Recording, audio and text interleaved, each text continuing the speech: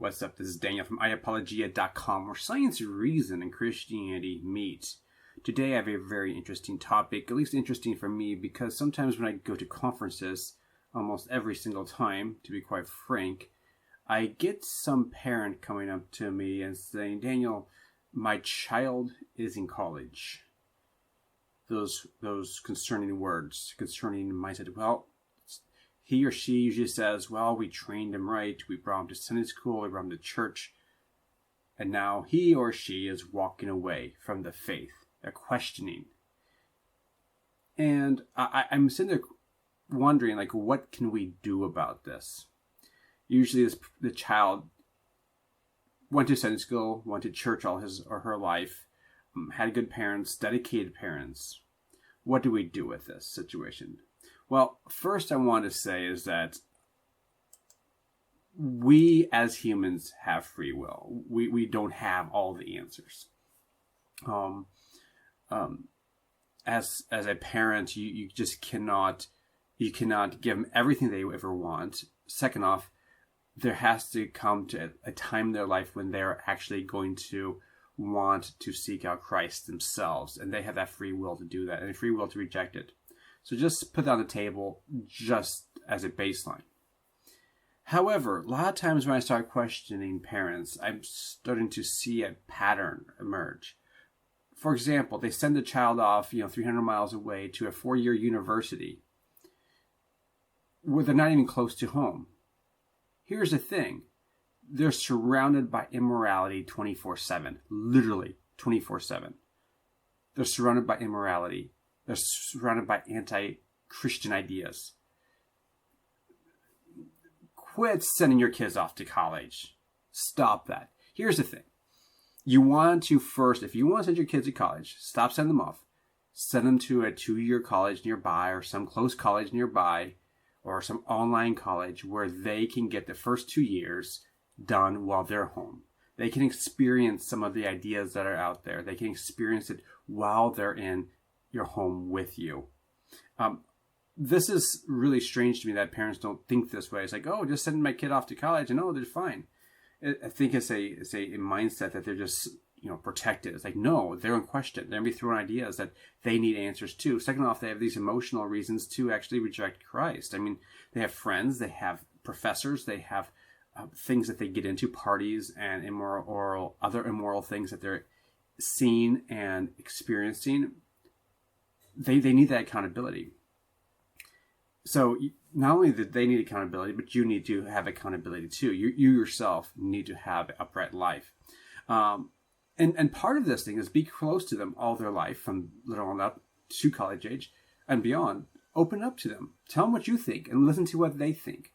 Tell them your questions and have them tell you their questions. This needs to be you need to have this deeper relationship. It's not just stick them in front of a TV and walk off. Well, that might be handy every once in a while, but that's not your job, is to stick them in front of a TV. Your job is to be a parent.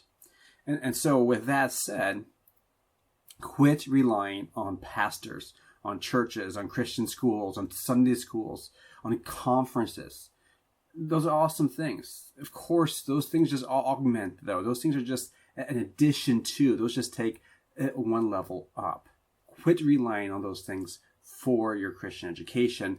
Rather, make sure that your focus is you. The focus is your training, not the training from pastors or preachers or the church or whatever. It's you, the parent, who has to take ultimate responsibility for the kids that God gave you.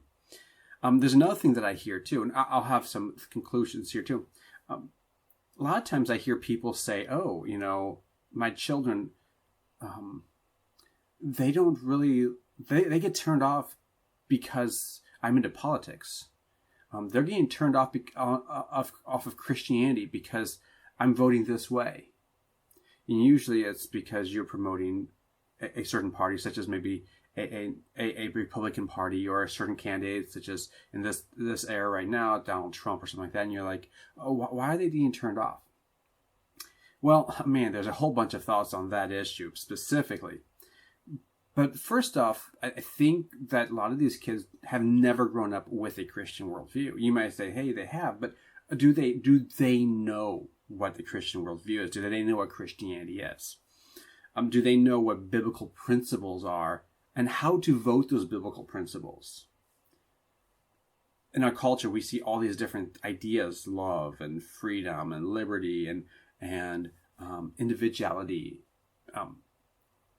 being tolerant, being pro this, or I want the rights over my own body, and all these ethical things that they're exposed to, and then different words change meaning, and so now they're left with, oh, I know this is a good thing, so let's say tolerance is a good thing, so why aren't my parents more tolerant? Or love is a good thing, Jesus was loving, so why would I object to promoting LGBTQ or something like that? So they don't have that basis of what those words mean. And third here is, I'm wondering if a lot of times, where is it training for morality and ethics and in the Christian worldview in the children? Again, you can send them to, Sunday school, vacation Bible school. You can send them to a Christian school. You can send them to conferences in church. And those are awesome things to do. No one's criticizing that. What I'm criticizing, though, is that training needs to come 100% from the home. And anything beyond that is just an addition to that, such as conferences and church and Sunday school and Christian school. Everything, all that moral teaching, though, needs to come from home and that moral lifestyle. So that the onus is on us as parents. Now, I had this web page brought up here, and it's quite a bombastic claim. Only 4% of Gen Z have a biblical worldview, and I'm going to add to this article here. We'll look through it quickly here. Let's just go through it quickly here. It says that fewer people than ever have a biblical worldview in America. So they give some really crazy numbers. Our new Gen Z research was born out between 1999 and 2015. Blah, blah, blah, blah. It says this: only 4% of Gen Z have a biblical worldview. For over 20 years, the Barna Group has been tracking these types of things. Okay, so here's the things that they've been tracking.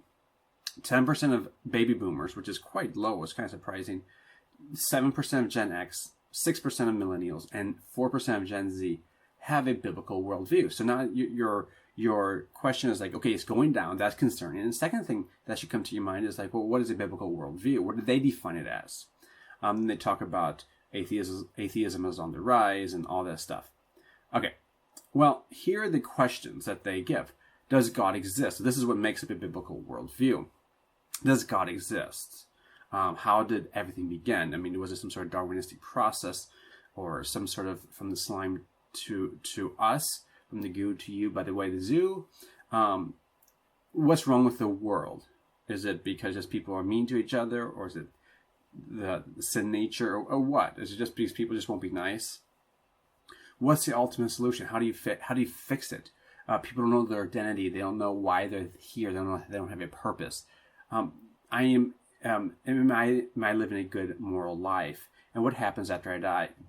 So these encapsulates the Christian worldview, and I think it covers a lot of it. I think one area that I think they could have bolstered up a little bit, that they didn't really push harder on, is what is morality and how to live a moral life. Because so many times, and we had this point right there, but we have to remember is that a lot of times Christian circles, we have this idea that if we are focused on understanding God and learning about God, and those things are amazing, those things are good, those are things that are essential. But what's missing is something they're not sufficient. And what they're not sufficient in is that you can understand everything about someone, but it doesn't mean that you agree or that you're following that person. And so being a Christ follower actually means something. Being a Christian actually means something. So we have to, I think they should be bolstering up this thing about, am I living a good moral life? And what does that good moral life even mean? Because in today's day and age, there has to be definition, because everyone thinks they're a good moral person. So some thoughts about how to move forward, especially after looking at this 4% number. It's like, what do we do? And the politics question and the conference question. What do we do? Number one, come on, get your kids out of public school, guys. This is no brainer. Seriously, why, as a Christian, why are you sending your kids to a secular institution from K-12 Why are you sending them to a godless? I didn't say an atheistic, I say godless, because God is kicked out of the government schools in the United States. Why are you sending your kids to a godless public school? Seriously. It's one thing if they were teaching the Bible and they were teaching it from a good, solid Christian worldview. Fine. But they're not doing that. Why are you sending your most valuable assets to public school? Let me ask that again for the 5th time or whatever. Why are you sending your kids to public school? Because you don't have the money? Seriously? I mean, maybe you don't, and that's fine. I understand. Maybe you're a single parent. Okay, I understand. Maybe you're in pure poverty. Okay, fair enough. But in the United States, you can live okay. You don't have to go on vacation every year. You don't have to have a big fancy house. You can live in a small little house. You can drive around in clunkers. You can live on beans and rice. Growing up, we did. And we did not go to public school. Literally, those things. We did not have a fancy house. Literally. We did not have fancy clothes. Literally. We didn't have a fancy car. Literally. We lived on beans and rice. Literally. Or potatoes in our case. Seriously. You're going to have to rethink what's the most important things in your life. Either your kids, or your own happiness, your own prestige, your own prosperity, or your kids. What's the most important in your life? That comes down to the parents. Focus on your kids. Your kids have to come first in this culture now. I mean, obviously God first, but God's giving you your kids to take care of. So your kids have to be number one. Period. Underneath God. So this is, your family is the most important from here on out. Second thing, come on, quit the Sunday school. I'm not saying quit Sunday school. I'm just quit the focus on Sunday school. Quit the focus on Christian school. Quit the focus on Bible, vacation Bible school or whatever. No, that's not going to help your kids. And maybe here and there will help, but that's not where the main training should come from. The main training should come from you as a parent who's living a godly life, who knows what he or she is talking about. Well, I don't know what I'm talking about. Well, then read. Listen. Understand. Now, here again, there's always these caveats like, okay, well, I would have been me. My wife died, or my husband died, or something happened. I just can't do it. Fair enough. I understand. There's always these external things that we cannot change. That's fair. The average person, though, I'm speaking to the average person before you take me out of context. I'm speaking to the average family here. You have to focus on what is true and right and good. Quit the focus on entertainment. Really, I mean, there's so many people are focused on gaming and sports and movies and secular music. Come on. Is that what's going to train your kids, these things? Is Disney going to be the training, the teaching of your kids? I'm not against maybe watching Disney movies or whatever once in a while. That's not the issue. But what are you focused on? Just, I don't want to take care of the kids. So, clink, put the DVD in there or play the video just to keep him entertained 24/7. Same with music. Why are they listening to these secular musicians singing these crazy songs, man? Seriously. Some of these songs are sick. Why do you let your kids do that? Seriously. You're putting your kids in a pig pen and wondering why they're not coming out looking like perfectly clean little newborn lambs. So again, stop this immorality, this immoral framework, the worldview that we live around us. You have to be a parent. Not everything, here's another thing, not everything's going to be fun and games. Kids are going to have to realize that not everything in life is fun and games. We live in a culture that everybody's wrapped in bubble wrap and everyone has a happy, feel-good feeling, and that everything's supposed to be fun and games and enjoyable. Not everything's that way. Life is tough. Life is hard. And not everything is going to be perfect. Not everything's going to be safe. You can't live a safe life. Life is not safe intrinsically. It's not going to be fun and games. Life is hard. And kids have to know that from as they're growing up. As parents, you just have to stop being a friend. Be a parent. Be someone who's going to train your kids. Not someone who's going to come alongside like, yeah, let's go hold hands and sing Kumbaya. In the sense of, let's be the same level here. You have to be a parent. Parents have to be parents. Here's another thing too, is you have to let them go at certain ages, at certain appropriate ages. Let them experience the other side at the appropriate age. I capitalize that though, at the appropriate ages. A lot of times people send their kids off to a government school at age, kindergarten, and like, oh, is the appropriate age? No, you have to give them the appropriate, you have to give them the inoculation of other worldviews at the right age. And usually this is, high school age group, when they're actually asking questions, when they're actually interested. From grade school on down, your focus is teaching them the truth, teaching them the Christian worldview. This is, you have to pound into their heads. And if they have questions, answer it. Let them question. That's good. Having questions is a good thing. Let them question. Try to have answers. If you don't have answers, that's when you bring in other sources. That's when you bring in other people. When you cannot answer their questions, that's when you search for it. There's so many resources today. It's unbelievable how many resources we have.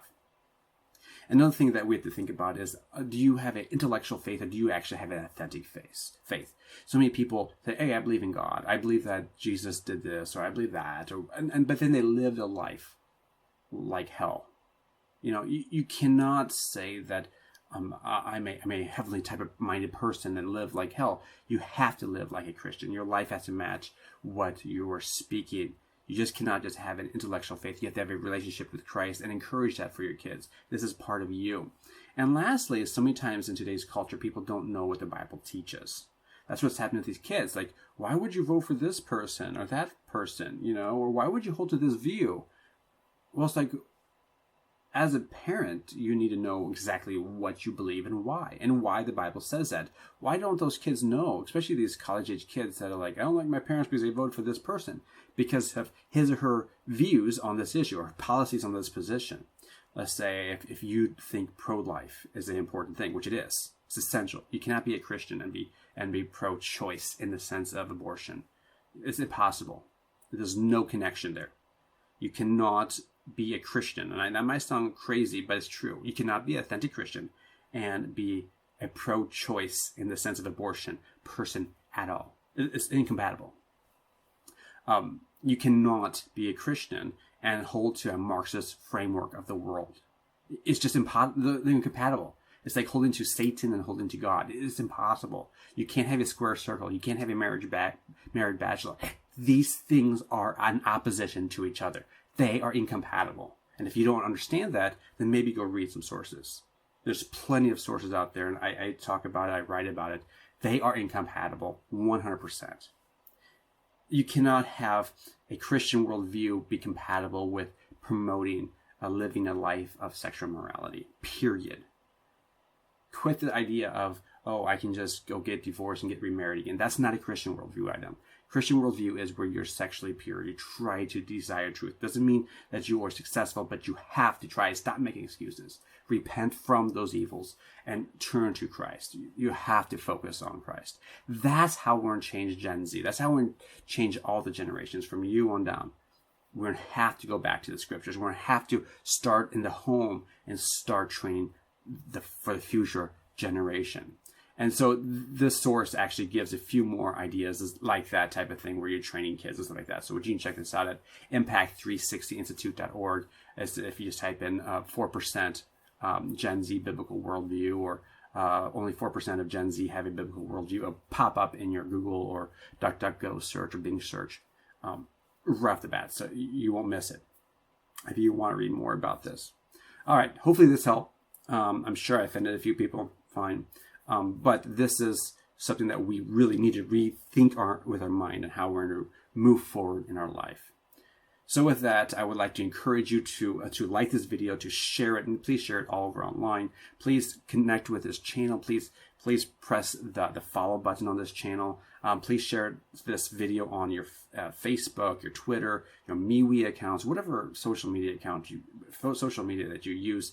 Put it in your Facebook groups, Facebook pages, whatever you have available. Please share this as much as possible. Comment below. So the more comments, more likes, more shares, the better it is for this video because more people see it. It's like a snowball effect. The more people who see it, the more people who comment, the more this channel will grow and more people can be impacted by this stuff here. Also, definitely check out iapologia.com, where I actually write and share on different types of issues of this type of nature and other things as well, especially the Christian worldview. Also, don't forget to check out the pages. I have some Facebook pages and Twitter pages. iApologia Facebook page. I have Apologia Twitter page. I have another Facebook and Twitter page too called Liberty Bomb. Do check those out. Those are where I talk more about social, cultural, and political types of issues on those two pages on Twitter and Facebook. And I'm on other social media accounts as well, Parler and MeWe and USA Life and things like that.